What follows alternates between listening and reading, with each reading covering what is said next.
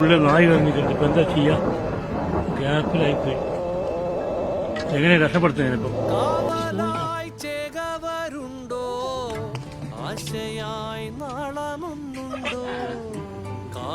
അങ്ങോട്ടാക്കണം. അങ്ങോട്ട് പോകാം.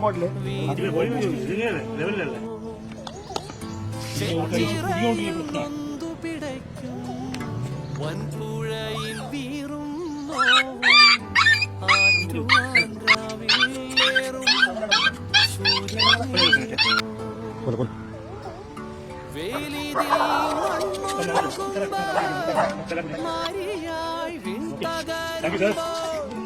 ചില്ലകൾ ചേർത്തു വിരിക്കും ആശ്രയമേതോ